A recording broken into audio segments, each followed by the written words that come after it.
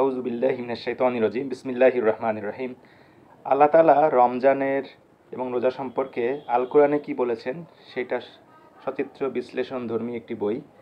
আল কোরআনে রমজানের সচিত্র বিশ্লেষণ বইটি মূলত নোমান আলী খান তার লেকচার অবলম্বনে এবং তার কিছু ইলাস্ট্রেটেড ভিডিও থেকে সংগ্রহ করে এবং নিজে কিছু গ্রাফিক্স এবং ফটোকার্ড ইলাস্ট্রেশন যুক্ত করে এই বইটি সংকলন করার চেষ্টা করেছি। আলহামদুলিল্লাহ, বইটি প্রকাশিত হয়েছে মুসলিম ভিলেজ পাবলিকেশন থেকে এবং বইয়ের গায়ের দাম ধরা আছে 250 টাকা এবং পৃষ্ঠা আছে 88টি।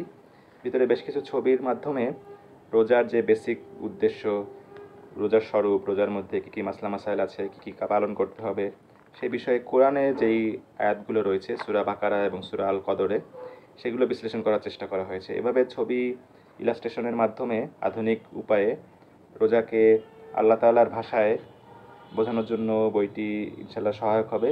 তো আপনারা সংগ্রহ করতে পারেন। এই বইটি সংগ্রহ করলে ইনশাল্লাহ আপনাদের রোজা আরও বেশি তাৎপর্যপূর্ণ এবং মনের মধ্যে আরও গাথা অবস্থায় পালন করতে পারবেন ইনশাল্লাহ। তো আজ এ পর্যন্তই। আসসালামু আলাইকুম ওয়া রাহমাতুল্লাহি ওয়া বারাকাতুহু।